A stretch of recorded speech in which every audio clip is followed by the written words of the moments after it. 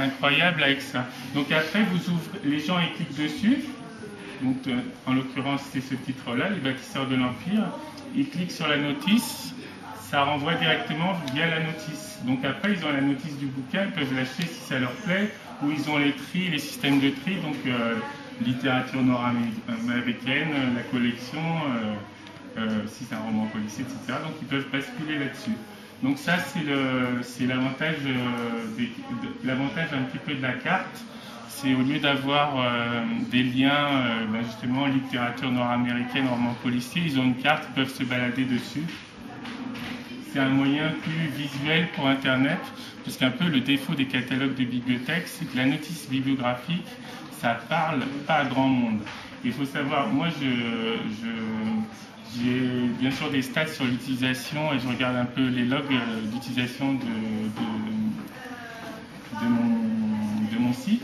Et si vous allez sur Google, si vous faites Google Analytics, je crois, vous pouvez voir carrément les gens, comment ils sont rentrés, par où ils sont rentrés.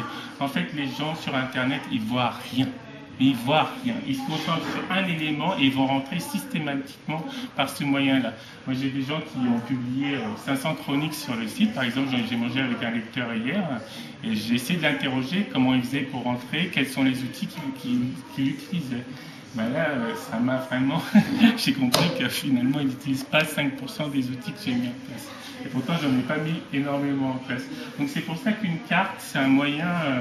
très simple de rentrer.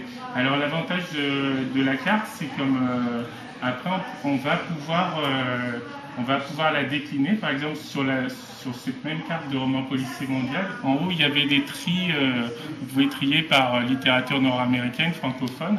Et en fait ces cartes, après je les ai intégrées dans des dossiers. Et là, c'est difficile l'affichage parce que c'est un affichage, on ne peut pas se mettre en 1024 non, par rapport aux vidéoprojecteurs. Ouais, en fait, ici. D'accord. Voilà. En fait, c'est difficile de voir une page dans sa totalité, mais vous faites des dossiers thématiques, par exemple sur le roman policier nordique, mais vous pouvez le faire donc dans tous les domaines. Là, j'avais fait des enquêtes via des formulaires sur les auteurs. Après, j'ai fait des papiers. Je fais des interviews. Il suffit d'indexer les interviews que je fais roman policier nordique. Automatiquement, dès que j'ai programmer cette page, ils vont s'agréger automatiquement là. Donc vous avez les données, propres au site et après vous avez tout l'enrichissement qui est fait par les lecteurs autour de ça. Donc les lectures, la presse, etc. Ils ont la possibilité de noter, de trier. Je montrerai après sur des pages encore mieux construites comment on peut finalement intégrer une carte qui permet de visualiser sur le pays quelques romans et après l'intégrer en fait dans un ensemble plus abouti d'outils pour les lecteurs. Exactement pareil sur le roman policier américain. En fait, j'ai un catalogue roman policier qui est créé par littérature, mais après le but, et moi je pense vraiment c'est ça, le bibliothécaire ou le libraire sur Internet, c'est la même chose, c'est trouver des idées de médiation.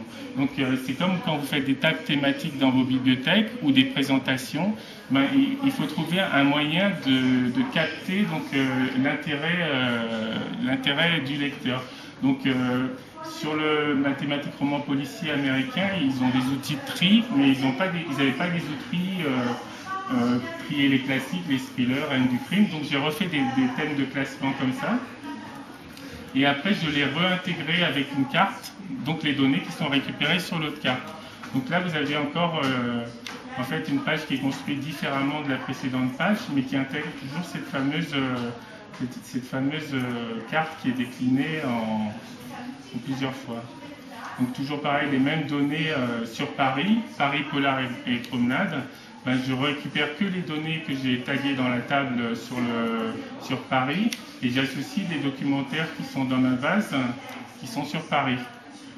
Toujours le même principe. Ou autre carte, vous géolocalisez donc des guides touristiques, ça semble logique.